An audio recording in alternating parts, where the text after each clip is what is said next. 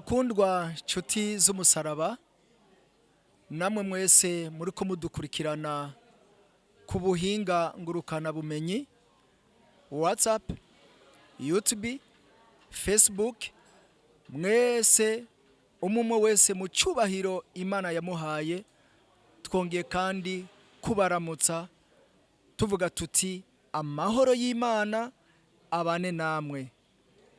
Bene data bakundwa, twongeye kandi gufata undi mwanya wo kugira ngo dushimire Imana, tubakengurukira ku kuntu mudahengeshanya kudukurikirana mu bikorwa dusanzwe turangura, na chaine mu murwi wacu, murwi wo guhimbaza canke korari Shalom, umugwi mukuru FECABU KINAMA.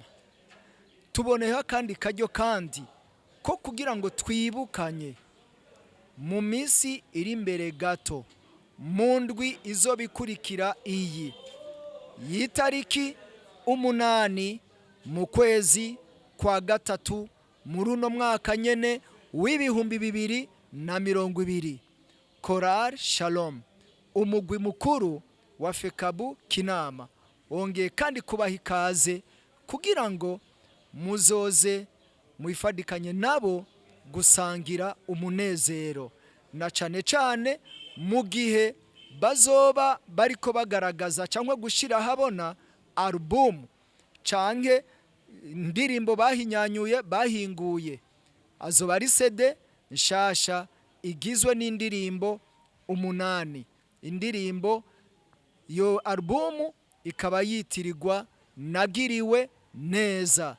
Nagiriwe neza, twagiriwe neza, Yesu abaha umugisha.